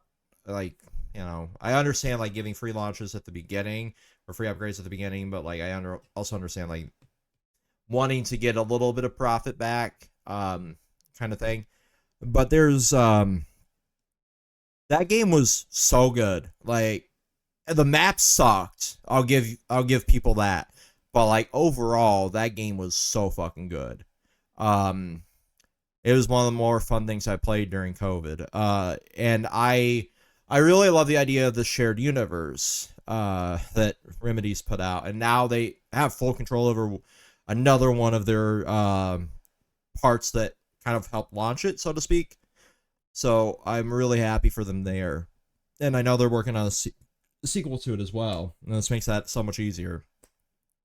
Um, but I also realized they still need to get like full control over Max Payne and Quantum Break. And I know Quantum Break was one of those that a lot of people have mixed feelings towards. I love the idea of it. I do realize Same. it was a little bit clunky. Yeah, it was like among the we talked about like other titles like Scalebound being ambitious, but Quantum Break was like crazy in terms of ambition because they really want to go with like a whole transmedia thing going on, and there was like a lot of like money investment to it. I will say it's like an IP that people still remember, so I think it can't be said to be like a complete failure. But I also like agree with you that in the hands of like someone who's going to do more with it like Remedy, I would be pretty happy to see that because especially if it's only going to collect dust otherwise. Because like recently on Game Pass, well, not too recently, but not too long ago on Game Pass, they had to pull it off the service just because of like some music license they had to renew. So it's like, okay, at this point, if we're just gonna leave it there and only bring it back occasionally and take it off whenever we have to renew a license, you might as well give it to someone who's like likely to make use of the IP. Yeah, I mean, we saw like stock images cause issues with Metal Gear Solid, not too long ago even, and they get delisted from platforms and then get relisted after they patched things. So it kind of makes you wonder like what the issue is, and I do think there might have been like a lot of meddling from Microsoft during that era that made it kind of clunky. Because they seemed like they wanted to do a lot more with it than actually ended up getting done with it, right? Because there wasn't like a whole lot that actually came about, like the whole transmedia part of it. But I could be wrong. I don't remember the TV show ever, coming to life. They were, Yeah, me neither. they were talking about maybe they did like some web shorts that got, nuked from the internet at some point. I mean, we're like 3-4 years later, and like the Life is Strange TV show never came out that they announced as well. It was in the same time period. So I don't know. Maybe it'll still come about, and that'll be when like, hey, by the way, Remedy's got full control of it. Here's the crazy like cross-dimensional TV show that explains the whole Remedy universe, right? That might be how they handle it. Who knows? But wouldn't that be something? that would be crazy. But I would love it. Like it's such a unique concept, this shared universe they've created. I figure of all of them though, like the one that would be the hardest for them to get full control over would be Max Payne, right? Because Rockstar is like a dick when it comes to like handing over any rights whatsoever. Look to Bully. They've developers that worked on like Bully 2 just angrily uploaded like files to their LinkedIn's back when the sequel got quietly shuttered. That was really fun to watch them DMCA their own employees. But yeah, I hope they get control over those two though. Like I really want to see like this shared universe like go full batshit insane. So, like, what are all the IPs that are technically in this shared universe by this point? It is Quantum Break was like the tease for it. Right. And then Control kind of launched it. And then Alan Wake exists within it as well as Max Payne. Somebody can correct me in the comments if I'm missing something. Or I'm misinterpreting something. But that's my understanding of it so far. Okay. Because like I definitely knew about the first three, like especially because Quantum Break was like advertised to be something like that, and then Control was like very much from the start part of it. Alan Wake, I think especially like the sequel that came out, they like re-emphasized that yes, this is like a part of the universe, and the universe is still very relevant. And now it's like control in their hands. That was nice. But Max Payne, I didn't remember. So okay. Yeah, I think it's more just like the background lore of Max Payne is what's linking it, but I could be fully wrong on that. I also think that's all that Remedy's worked on. Yeah. So like they don't have a very big catalog, but they've got a very good catalog, and I love that for them. While we were talking though, speaking of double A games, I guess we call these, Octopath got quietly delisted from the Switch eShop. Yeah, I just saw you posted that. I don't really know what to make of it because, like Octopath, for those who don't know, we're talking about the original one, and this came out on originally as exclusive to the Switch, but then later it got ported onto PC. Eventually came onto Xbox Game Pass, which made it all the more surprising that when the sequel came out, Octopath Traveler 2, that came out on like all the platforms except Xbox. I don't understand that to this day. And like Sony, like with the original Octopath, like they didn't even get this one yet, despite getting 2. And they're not like connected. It's like a Final Fantasy kind of thing. But at the same time, it's weird. Yeah. So the fact that this is getting delisted, I don't know what to make of it because the Octopath series is like not one that's very consistent on what platform it is when. So it could be that they're porting a bunch of stuff to the next system, but then I don't see a reason to remove it. Yeah, especially if it's not being removed on other platforms. So the thing is, like, Wario tweeted a second tweet after that the publisher changed in December from Nintendo to Square Enix. There was like a licensing shift. So maybe they're doing like a remaster or like an upscale for the other platforms. I don't know. It's a strange thing. My problem with that is that I feel like if they want to like do that, like for all the platforms, get like a remake out, make it prettier, is that they still have it listed on Steam and the Xbox store. It's very interesting. I have a physical cartridges, so I don't really give a shit. I do understand Nintendo not being the publisher anymore, just because it's no longer like an exclusive like IP to their service. But why now is kind of the thing. Yeah, the shift was in December though, so maybe it's because the original licensing ended finally, and they Square's got to be the one to like put it back up or don't put it back up. Who knows? I don't know how Nintendo's. I also don't know if this affects like their Team Asano's other works, because like they have like Live Live, I think, still on their platform, which probably is Nintendo published, I would think. But like the Bravely series, that was exclusive to Nintendo platforms for a while, till like this sequel came out. So yeah, I don't know what's going on with that. Maybe Square Enix just wants to put it on more platforms, which makes sense. You get more money, potential customers. But at the same time, I do understand that Nintendo is going to be where they get most of the money because, like, obviously this is going to be more popular in Japan than out in the West. And then there's just like Sony or Nintendo, which is why they didn't put Octopath 2 on Xbox, I guess. But at the same time, I think they'll still get more sales, and they probably are putting in more money into this IP, which they'll need more returns on. Yeah, it's going to be interesting to see like if it actually changes anything in the next couple days after we record this. Yeah, I'll keep an eye on that one. If it does, like, keep an eye on our Twitters because we'll probably. But at least I'll probably put something. I'll log into the Kontrolled Khaos one and tweet about it after I put this up as well, like if something changes. But it's strange seeing a game from 2018 just now get affected by something that happened in 2023. I don't get it. But yeah, I don't either. But at the same time, it's not like the first time a game has been pulled from a service when a license publish comes out, because like with Sega, for example, they have a bunch of games on Apple Arcade, and one of them was like Choo Choo Rocket, which actually is how I played the IP for the first time. It was pretty fun, but it just got delisted eventually when the license expired, and it's just now nowhere. And I think Platinum is going to be in a similar situation with some of their IPs.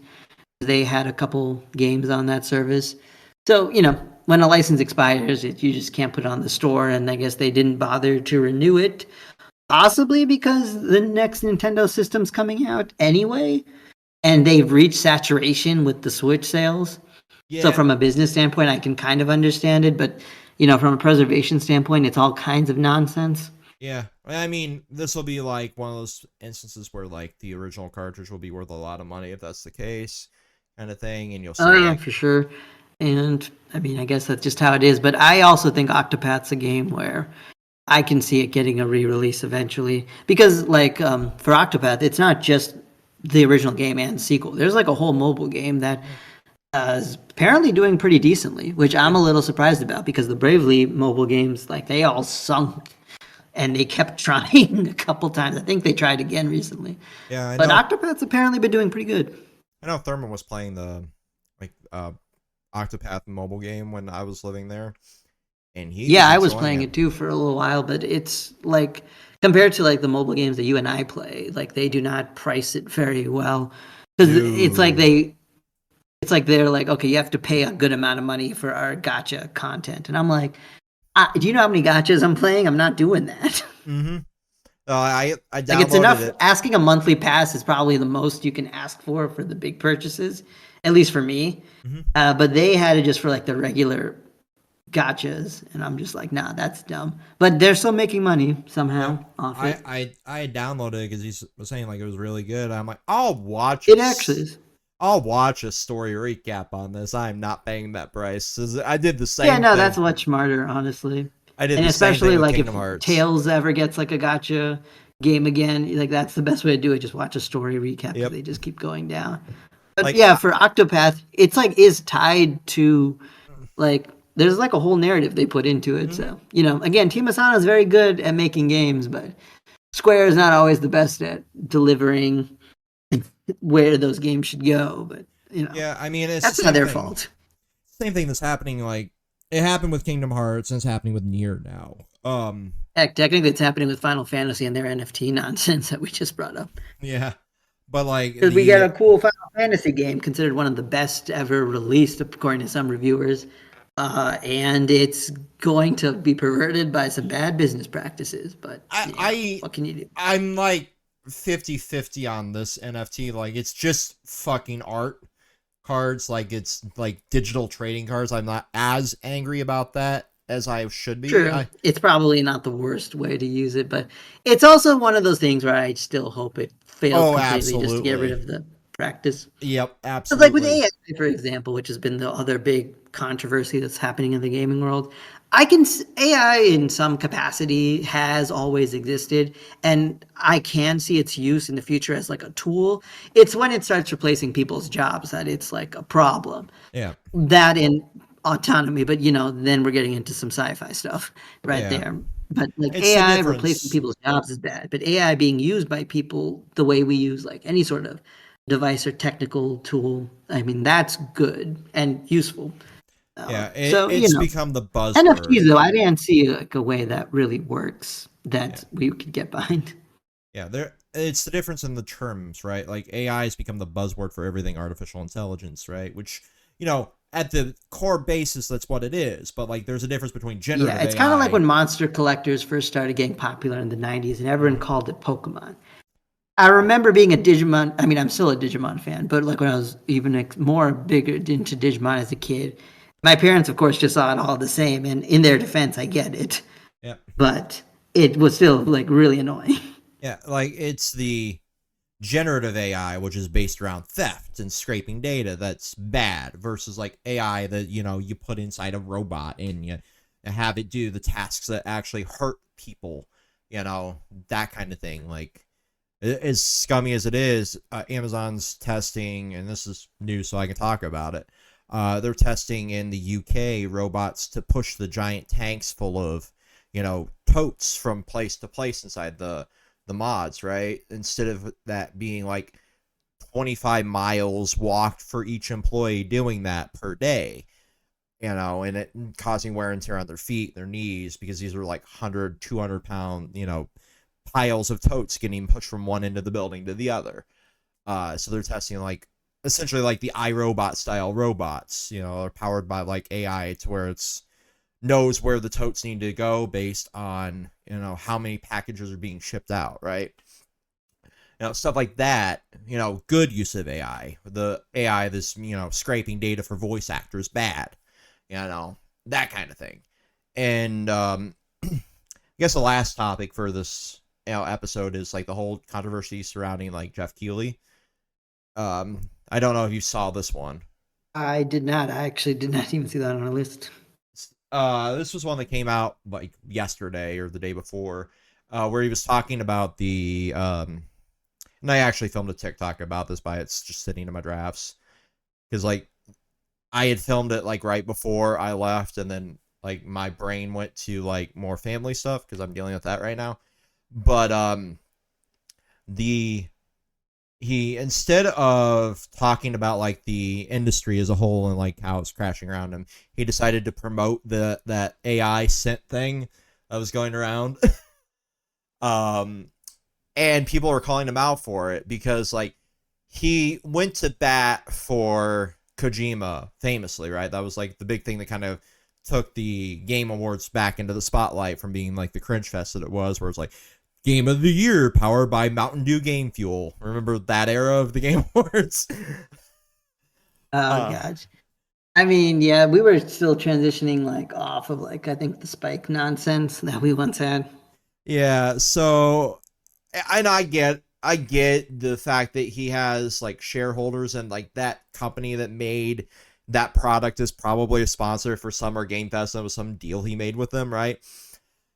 But that was his single tweet in the days that we saw like back to back to back to back, layoffs and studio closures and all that, and people were calling him out on it, like, why did you call out one particular issue, but you won't even speak broadly on this? And they were bringing up like Greg Miller from Kind of Funny, who was hosting the Dice Awards, who during the award ceremony is like, I don't give a fuck, I'll talk about it. And they're like, maybe we need a different figurehead. And I kind of agree. Like, we shouldn't deify one particular creator. And this is an issue I have as a whole on like the internet culture, for that kind of thing. Is like we deify like one particular person, and we rotate, based around what's going on in that. And I've kind of noticed, like, looking back on Jeff Keighley, because I used to watch Game Trailers TV, which is where like he kind of got big, so to speak, in the era of like G4 and all that. He's always been like a company shill. And I get it. I do. But it's something that I just noticed, like, looking back in hindsight, that he's always been about furthering himself more than like actually caring about the industry, just in my opinion. But and going back to like the Kojima thing, that secured him, likely the spot in Death Stranding as well, because Death Stranding's kind of turned into like Kojima and Friends, the video game, instead of like anything else. Again, my personal opinion. But it was one of those things that like everybody was calling him out on his bullshit. I'm like, yeah, I mean, it's probably a good thing that he finally gets called out for it. But again, it's just the internet news cycle is like crazy. Because they'll attack like one little tiny thing. Because I see the business side of it as well. Like, he has shareholders, he has, people that help fund like the Game Awards and all that. So that's likely a sponsor for that. And people didn't realize, like, hey, he probably can't technically talk on it because a lot of those studios also fund that as well, right? Because you do notice like the trends, like Sony being a big backer of the Game Awards, Activision being a big backer of them, because they all premiere new projects during it, and they would pull that, and that would make him lose, some of the, intrigue of the Game Awards itself and Summer Game Fest and all these events that he hosts. So yeah, that was the other big one. I do think it was shitty that he didn't even talk about it, but I also see like the business side of it. Like he has to, keep his events going, so to speak. But maybe we do need more than one person hosting these types of events. Maybe we need more than one person being essentially the voice of the gaming industry, because we don't have a G4 anymore. We don't have a Game Trailers. We barely have an IGN. So you have, and like, as nice it is to have content creators, from us on down to like your in FaZe clans and all that, to talk about, games and do let's plays and bring awareness to the games. We don't really have like in the forefront, like a major site for, introducing people to it on a broad scale. That's the good thing about the Game Awards and the Summer Game Fest and all these things. Like back when we had an E3 and all that. But we also have because as much as we make fun of like the award shows, they still exist for people to kind of know like what's going on in this industry. Mm-hmm. What is a good game? I do kind of agree with what you're saying, but I think we also should be careful about like who we get to like represent ourselves when that happens, which I don't really trust us to do, being honest. Oh no, absolutely not. Like So, I'll fully say like we are not the best to represent anything really. We're a channel that makes shitpost videos about anime mostly in video games. Yeah, and that's fine for us because it's fun. We're just having fun online, but for the industry, like you kind of need to be a little more careful about that. Yeah, kind of like as much as we can say that we wouldn't be equipped to be the president of the United States, we are still more than justified in criticizing, politicians when they do stuff because they do represent us. Yeah, but like we can't really fully understand the backings of the video game industry because we're not in the video game industry and we're not, shareholders. We're not, people that are represented by the video game industry, despite like the occasional like ad or whatever that I would do on Twitch, that's not something that, there's, any backing for it. Right. But I do wish that we had more than one source, one major source of this now, because like with the loss of E3, we don't really have the broad, event to showcase video games like we used to. And we don't really have like a broad source outside of the Game Awards for like, letting the mainstream consumer, the basic consumer know what was good that year in gaming, right? So I do wish that we still had more of those and they were more widespread than just, Jeff or just, whatever little tiny event that Microsoft or Sony did. I miss like a medium-sized event, basically, that would have like a lot of these things in it. And honestly, the closest we have there are probably the directs from Nintendo and the State of Plays from Sony, which, I mean, that's something.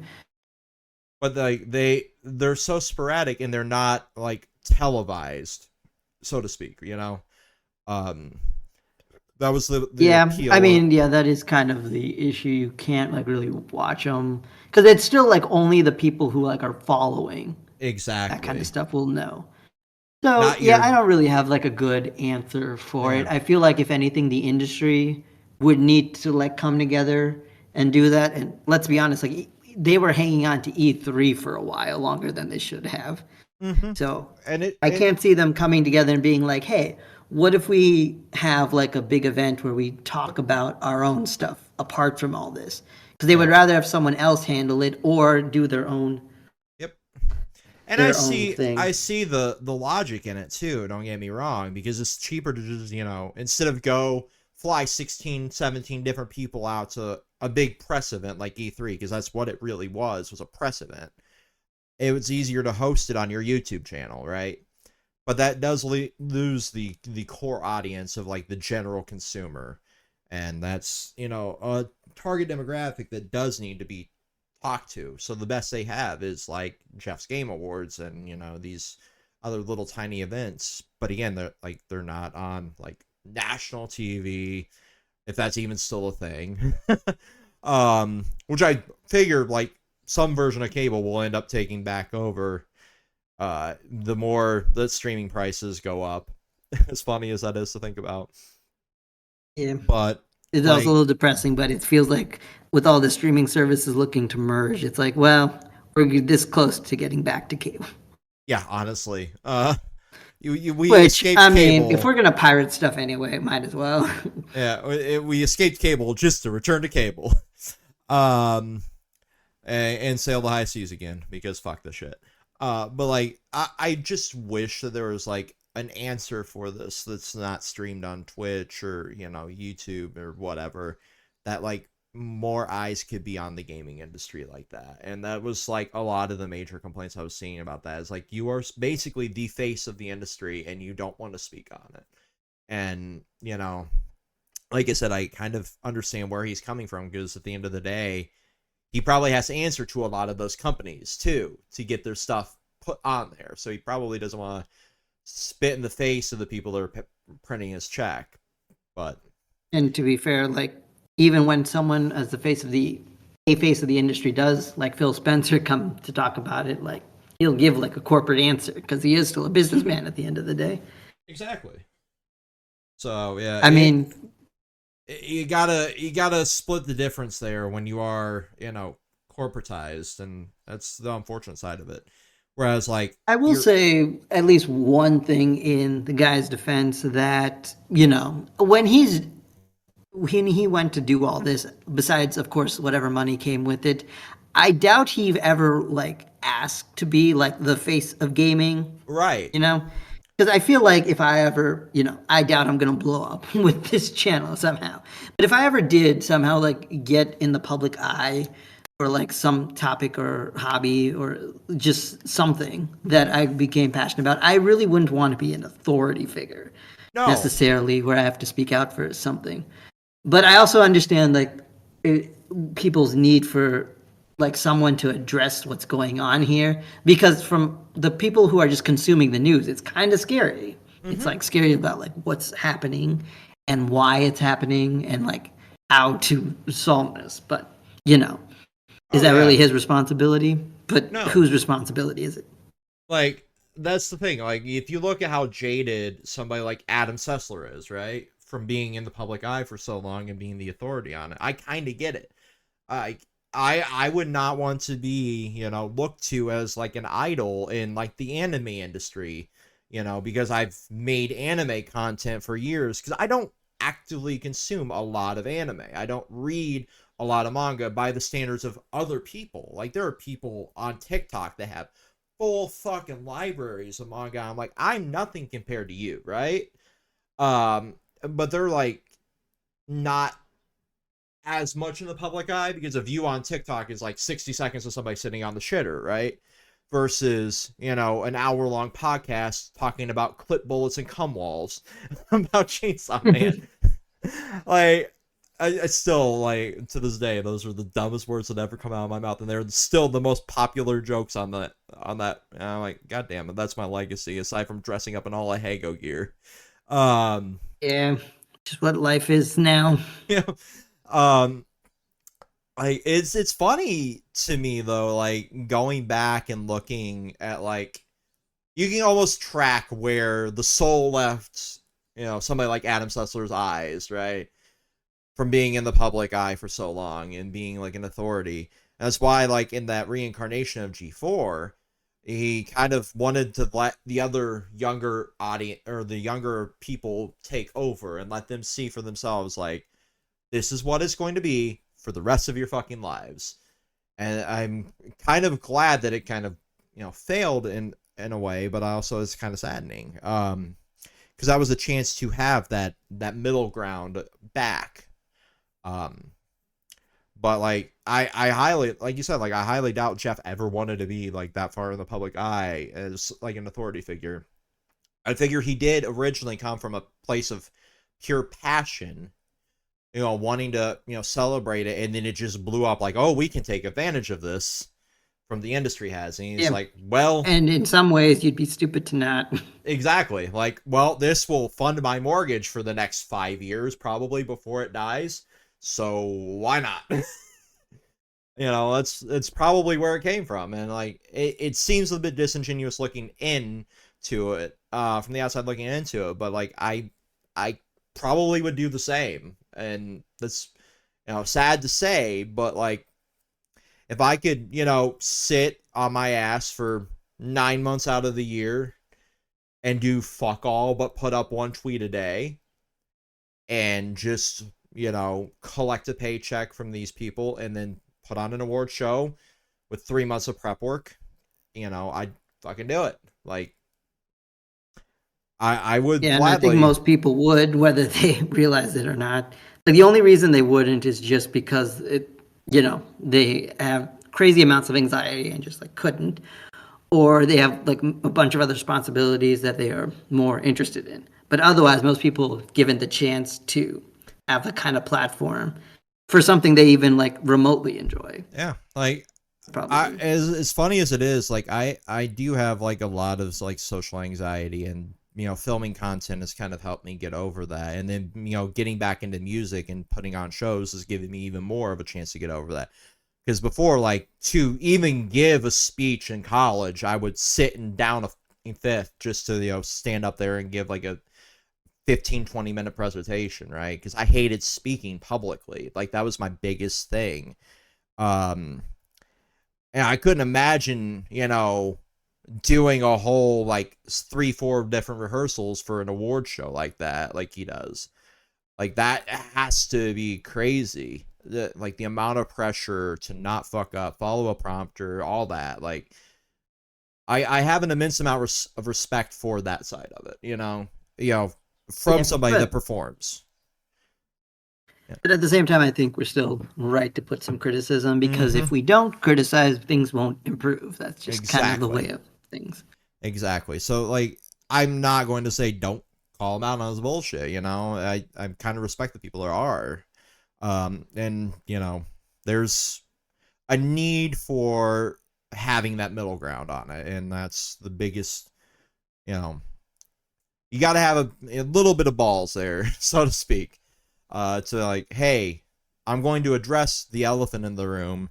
I don't care if you don't want me to, because this isn't right, especially like we said at the beginning, like the record profits and also record layoffs. It's insane, and I don't figure it's going to stop anytime soon, as sad as that is to say.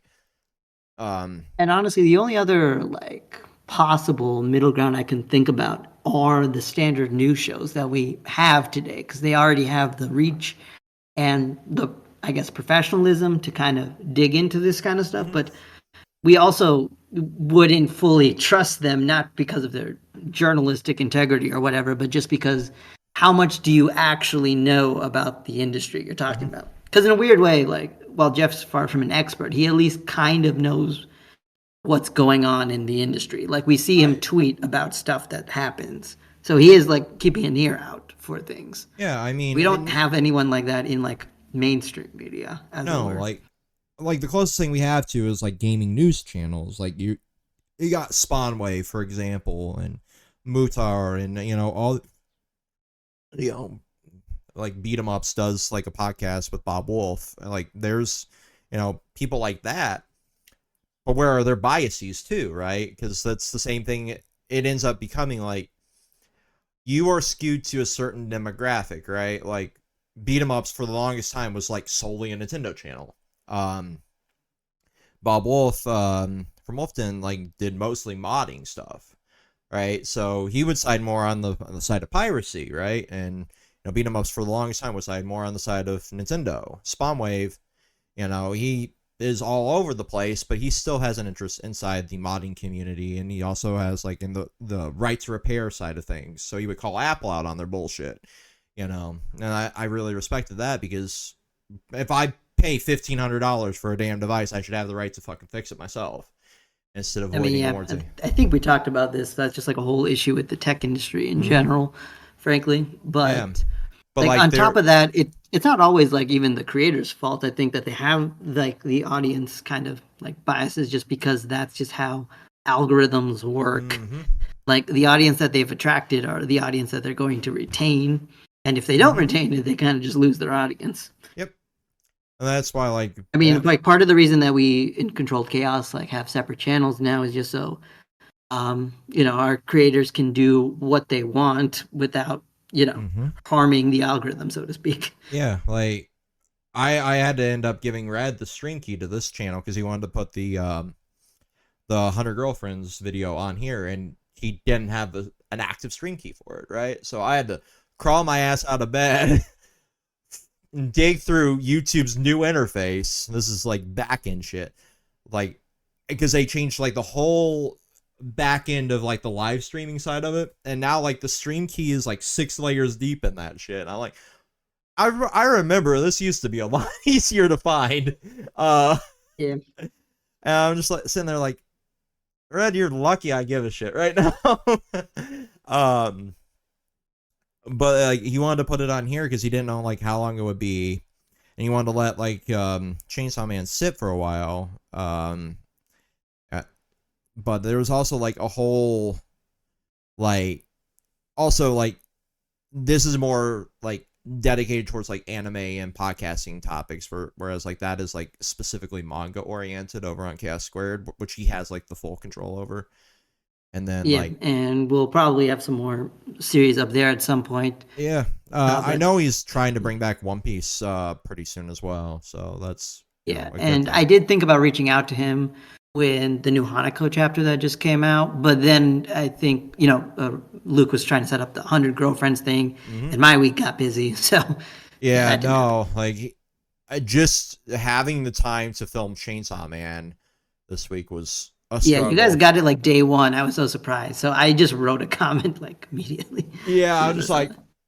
it was like I was like because the way our schedules lined up that week is just like I have this much time to film it, and it's like right after I woke up and read the chapter, so you better get your ass in Discord right now. Like because that's all the time I'd have, and then like everything else happened. I'm like motherfucker.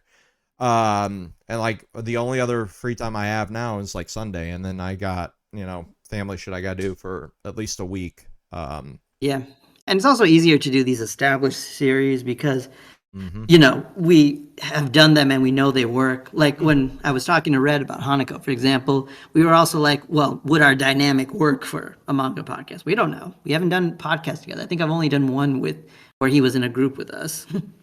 Yeah. I mean, I figure you guys would have a lot better chance to mesh than some of the others too, because you both like deeply analyze stuff, right? And that's the really good part of like having a group the sizes that we do. And that's why like I give like full, like you film it, I'll put it up because I trust you guys to do quality content to our standards, right? Because outside of everything, I've worked with all of you. Either through the Yu-Gi-Oh stuff, this random Power Rangers bullshit, and that's why I'm like, while I'm away, I trust y'all to run the channel while I'm gone. Just give me the archive and poof. But like with Although the Hanako thing, if we do it, or some other series, because I think we said some other ones that we both read, that would probably go on Chaos Squared, I would think, but I don't know. So it would depend on what Red wants. Yeah, it's gonna be like whatever he wants to put up there, he'll put up there. Whatever he doesn't, I'll end up with the And archive I mean, up. I probably read more manga than I honestly watch anime right now. So I would be more than willing to do some manga discussions. But Red only reads so many series, while I read way too many. Yeah, And and then, of I course, read like the complete opposite demographic of him. right. So it's not easy to do this. No, like when you get down to the nitty gritty of content creation, there's a lot more that goes into it. And considering how long Red and I have done it, aside from you guys, like it's a struggle. And like once adulting happens and you have like lives and partners and everything else going on, and you have other jobs and hobbies, and You're doing all sorts of Yeah, other I mean, creative last night shit. itself, I had like my own like whole family scare. It turned out to be nothing, Hmm. which I kind of figured, but still. Yeah, like the operation that is going on in the background of mine is like minor right now. It's just the recovery for it because of the other health concerns is the bigger issue, and that's why I'm like, well, I'll probably end up taking a leave of absence from my job, but it'll at least be paid, which is nice. Instead of Yeah, just sitting that's here good. without pay because there's no work. So that's nice, but it's still like scary, and being the only one that will be home at the time, and not exactly being mobile for medical reasons. Like that's also a whole other issue that I got to deal with the potentiality of, and I'm not looking forward to that side of things in case of like the worst. So yeah, that's why I'm just like, I'll let you guys take over until I know like the full details after this, and then one recording that'll be happening in the background that y'all won't even see for a while because it's a part of like a bigger series. So yeah, like Yeah, the other and maybe gaming. we'll figure something out because Luke Yeah. and I do have like a lot of overlap with our content. We used to even do like manga streams regularly back when we were able to. Yeah, So, like that's the thing. Like you guys already had an established rapport too, so that's why like it worked really well. Um, and I know there's a couple other creators or like people that have been interested in it. I know Kama, for example, started streaming recently, so that's another one that's kind of a potential addition down the road if they yeah. want to And at join some in. point we'll do our D&D thing. Yeah, yeah, that's that's set up like some of it anyway. I know there's a whole chat for it. I know Avarice is working hard on the story, but Yep. Appreciate there, the efforts on that because that's going to be a pretty big project for us. God, yeah, like unfortunately, Ann Yeah, I Arbor don't had to know if drop I'll it. have like the scheduled timing to actually be a part of it, so I didn't sign up, but I will Yeah, definitely be like watching and commenting yeah, that'll be when that comes fun. out. I know there's other gaming stuff that we had planned in the past, and then I do want to get to it once life settles down a little Oh bit. yeah, we've always like tried to get some co-op games, but either like we don't. I don't even own some of the games that Yeah, we want to do. I think one I thought about was Castle Crashers. I think we want to do that at some yeah. point. I And I think you and I both have like the Humble bundle mhm. like subscription, so we probably own like a fair amount of stuff Yeah, collectively with that. there's quite a bit of overlap on that because I've been subscribed to Humble since like 2017, 2018. Yeah, Um, I've took a couple pauses, but yeah, same. I've been there for years. It's a good site. yeah, like even before I had like a good gaming PC, like I had that. It's Same. there's definitely quite a few duplicate games that have come out through that. That's why I just like Oh randomly yeah, give out but keys. I wish it was easier to share that stuff because like I've tried to like share some of the keys with like my friends who have Steam, but then it's like, okay, I need your like email address, and it's like, what? When have you ever emailed me anything? It's like, yeah, I know, but it's I just whatever. copy the key and just put it in a Discord DM at this point. I just don't give a shit. I can always But the sign thing up is, with I think now isn't it like linked to your Steam account? If you if like, you click redeem, but you can reveal the key, copy it, and then you send it via DM. There is the potential that they'll like lock your account down. But so far, like I've given out like 20, 30 of them, and they haven't done shit to me. So okay, I'll keep that in mind if I remember. yeah, because I just But gave yeah, away. we should probably Yeah, close out because I think we haven't even been talking about gaming for a while. We just talked about life. yeah. But like there is one fun little project that uh I guess Luke's burnt in on OBS, but he's not burnt in on the recording side of this. That's fun. Um, but there is one other like fun little keys I can do um for I don't know where it'll end up, but there is a recap that I'll be doing when I'm caught up for One Piece. I finished the first box set, so I'm about a quarter of the way caught up. because there's I think 4 box sets right now. So I'm like chapter 214. I didn't buy box set 2 because I didn't know what my work schedule would be like for the next couple months. So I kind of wanted to save as much financially as possible, considering, you know, I might end up having to switch jobs depending on like how shitty the hours are. But I will be like filming with Red like a whole like thoughts on One Piece once I'm fully caught up. I don't know if they'll end up here or if they'll end up on Chaos Squared. I look for that to be like a 3-4 hour podcast. So if you want to sit down and watch that, that'll be probably around August when that comes out. But I have no idea. I'm a fast reader, but at the same time, I don't want to be spending fast either, you know? So that'll be something down the line. It'll be fun. It'll be chaotic. And I know there's a lot of overlap in the audience between gaming and anime. That's why I bothered, you know, mentioning it. So I look forward to that. I think that's it, though. I think that's our final thoughts. I'm sure there'll be like 85 million things that come out before we film another one of these, so it'll be another 2-hour video. Yeah, I usually do check to see it's like, okay, what last minute thing did we miss? But one, you already did post something from Wario 64 that came out. And two, I don't know, I'm starting to get kind of hungry. Yeah, I gotta go get laundry. So with that, peace.